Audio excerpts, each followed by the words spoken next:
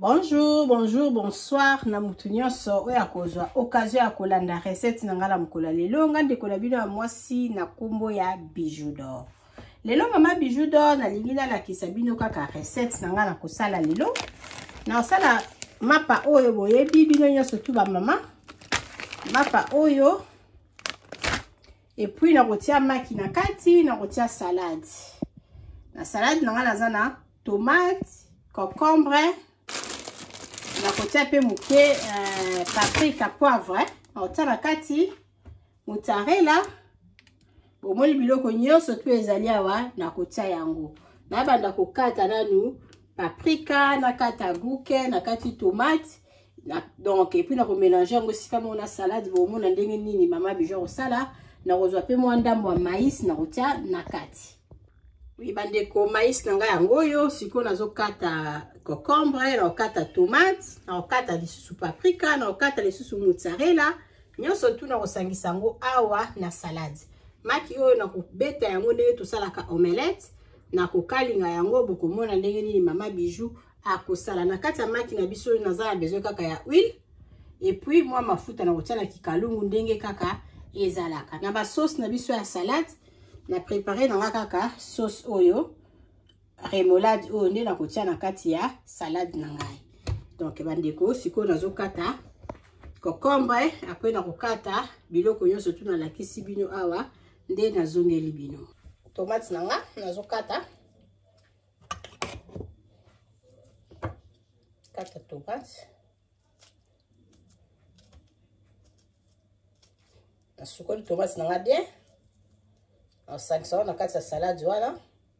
Salade ya bakasa quoi. Après mama Bijou na relaxa bino nde nini nazo sala mosala na ngai. Donc mama Bijou alobi neti boye toza na jour férié. Na courage penza olambe ezalaka te.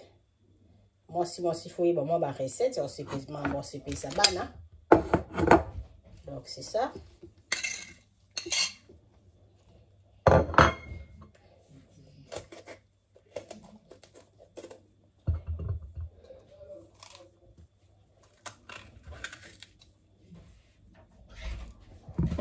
Ok, na sili nazuba biloko tu na kati na tie awa na mélange yango awa. Donc sikoyo nazo sala maki nazo sala omelette. Après nde na kokalinga na olakisa bino nde na kosala. Nazo sala siko omelette nanga. Nazo la fourchette.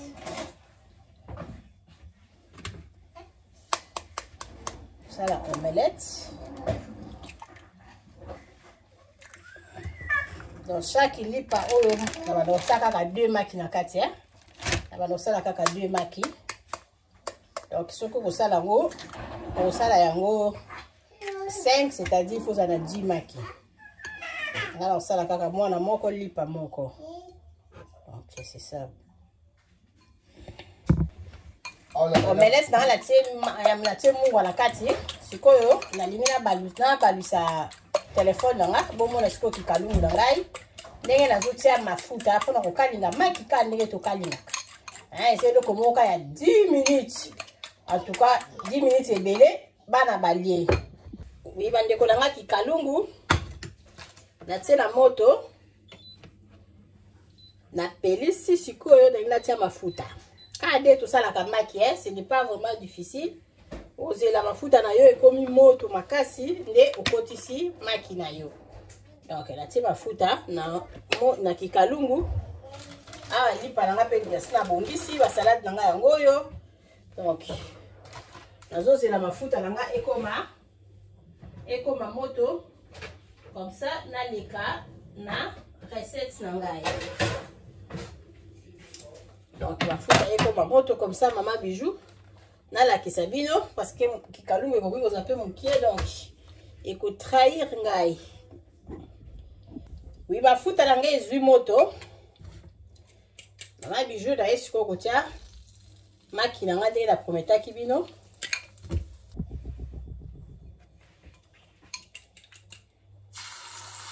Ntie maki na nga na kikalungu maki oyo po koyi kokata mwa ba saucisse ba charcuterie otie ka ndenge olingi okoyi pe kotia nini oyo okoki pe kotia sardine donc ka menga na sali okaka simple tellement na ba salade na okotisa mais yo po koyi koyesa ngo danger quoi donc c'est ça koyi kotia penza otie ba sardine na yo biloko ebele na kati mama Bijou asali yango kaka simple. Asali maki na ngai vraiment simple. Natia ata litungulu na kati te. Parce que naza na tante mwana na sengi nga na lobi te na mekala ko lakisa babone na nga. Moi recette oyo. Soki na lingi na koki pe kozwa maki oyo na kokotisa biloko ebele na kati. Donc maki oza aya na maki awa na doto babengi ona kombo ya aya na nga na tie boye nazwi fei na nga ya lipa o bandi bo tosalelaka kebab tosalelaka babiloko ebele yango oyo nazwi fei na nga na tie boye na tie fei boye après nakozwa maki na nga na tie na kati ya fei omoni maki yeyo na tie boye après nabandi kozwa ba salade nanga na kataki nabandi kolekisa likolo nalekisi sali salade nanga likolo na baloli bongo pour la feuille oyo pe ezwa mwa moto mais c'est bon oui bandeko na kolakisa bino parce que na moto osimbelanga caméra te nazwi mapa nango natiaki salade nakomi kotia mayonnaise nanga oyo babengaka yango remoulade n'importe quelle sauce okoki kotia nazala mpe na sauce moko natiaka mais oyo nasepeli kaka natia remoulade wana bomoni nalakisa bino kaminiani yango malamu comme ça takanga bibandeko nanga bomoni sikoyo nakozwa lipa na ngai nakolinga yango kaka boye modèle nyonso to kolinga osali yango comme ça opesi mwana alie sikoyo nazolinga nalakisa bino kaka ndenge nini nakolinga mapa na nga ndenge nini nakokanga yango parce que nazala moto osimbela nga telefone te donc naolakisa bino yango sikoyo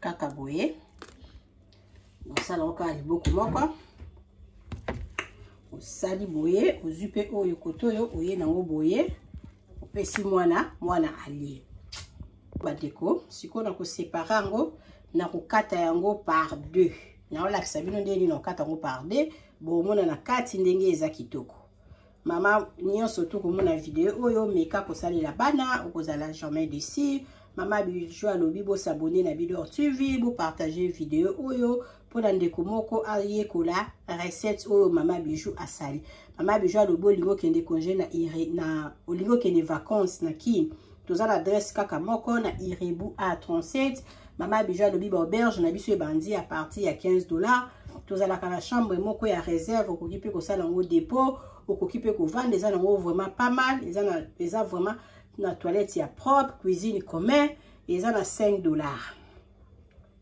dans chambre wana ya $5 bandeko mingi bayaka koumela bakosepela kovanda na place wana pona okodepenser na yo vraiment presque eloko te par mois ezosala $150 à part chambre wana tozana ba chambre oyo tosala yango toujours promotion chambre na biso ya $15 soko ye koumela tozwa kango na ba $10 par mois bomoni lipa na biso ndenge eza kitoko mwana kolia vraiment akotonda mama nyonso tu salela bana bongo okozala jamais déçu merci bandeko nanga momoni salade oyo totiaki na kati ya mapa oyo salade yango ya boyo partager video oyo massivement etalama po epesa mama Bijou d'or courage ozonga mpona kosalela bino ba video mama Bijou alobi olingo kende congé na kin contacter ngai benganga osala réservation à chambre na yo okozala jamais déçu toza pe na chambre salon cuisine toza pe na 2 chambres et salon cuisine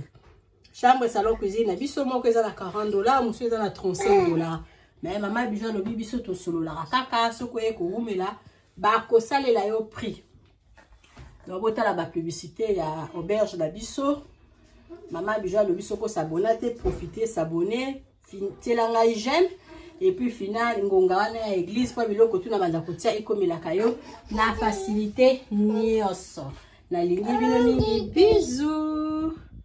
Bonsoir la famille. Maman Bijou na ye kaka ko présenter bino salon na biso ya sika na appartement oyo tobenga ka appartement numéro 1. Bandeko oyo bosi bokende kuna bovanda kuna. En tout cas, to salé libino surprise, to changer les bino bakiti normal, ba divan to changer pe sala à manger. Et pas la biso de musala, donc musala ezokende nango malamu, maman Nadine umela. Otala salon na biso ndenge to changer bakiti, to changer les bino pe sala à manger. Ndako bozomo ezali chambre salon cuisine. Et comme akapé 2 chambres salon cuisine. Bengangai au sala réservation ya appartement numéro 1 au Kozala jamais d'ici. Merci.